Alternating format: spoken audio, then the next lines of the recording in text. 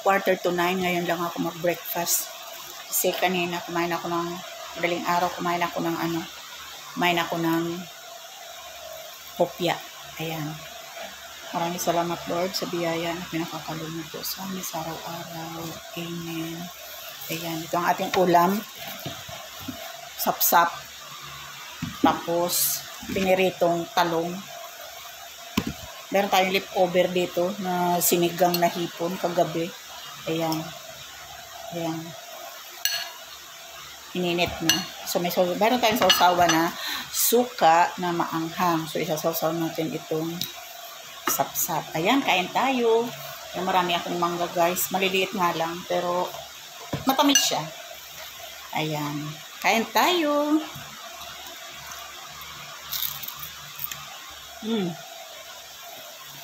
Dami kanin ko.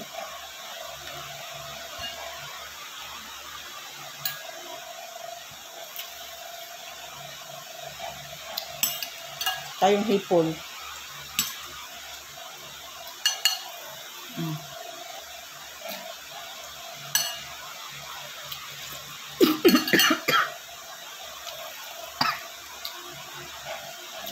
Sorry.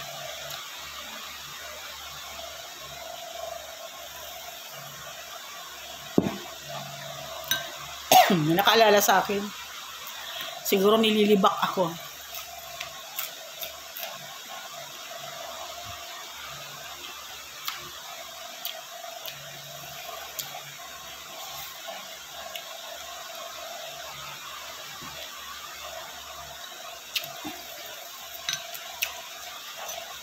Marami akong dried fish.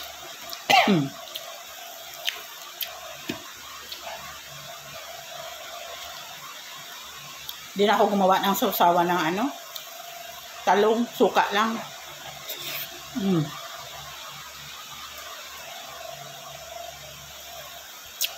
Ano tayo?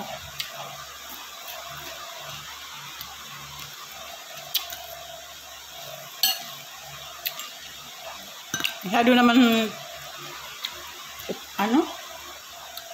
lutong-luto yung sapsap. Overcook na.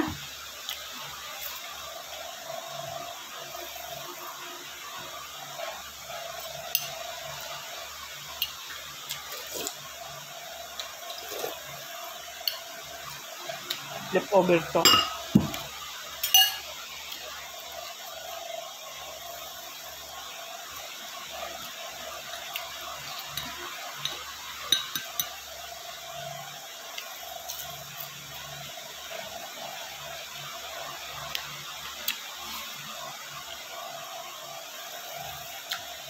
Kain ako hapon na. Mamaya. Nagtahi ako guys. Dumating kahapon.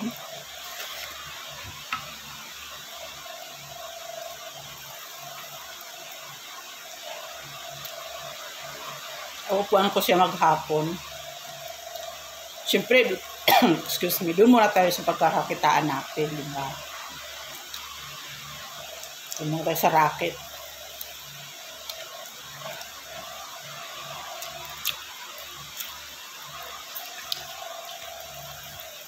Talong sausaw sa suka.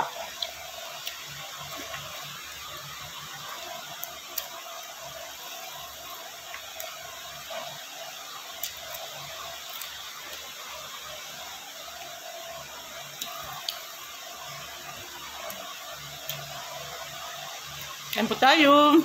Shout out.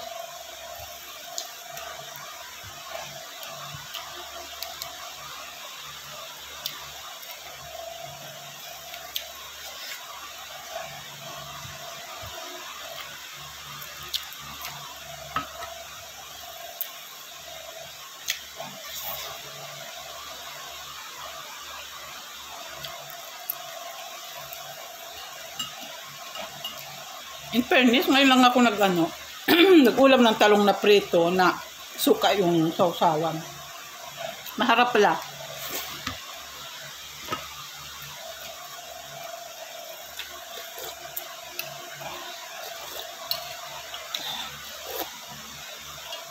Sarap ng pakasugan ko guys ng hipon kagabi. Sarap. Medyo maanghang yung sabaw. Lapit na.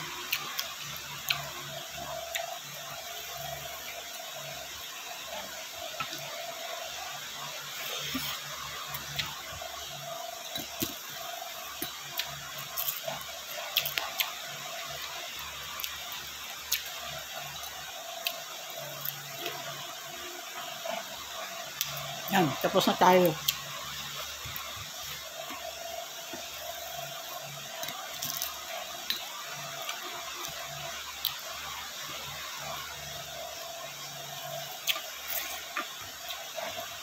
Thank you, Lord. Sarap ng talong. Oh. Masarap pala siyang isaw-saw sa suka lang. Sasawan ko kasi nito toyo na may kalamansi.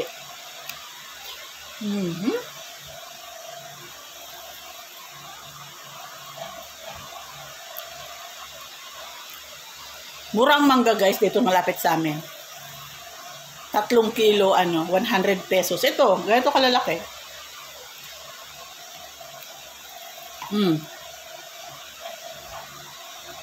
35 ang isang kilo. Ang tamis niya.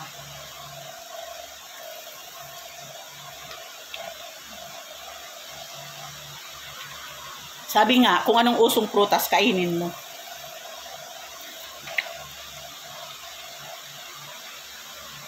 After naman ng tag-prutas, tag-mangga, hindi na ako bibili. Mahal yun.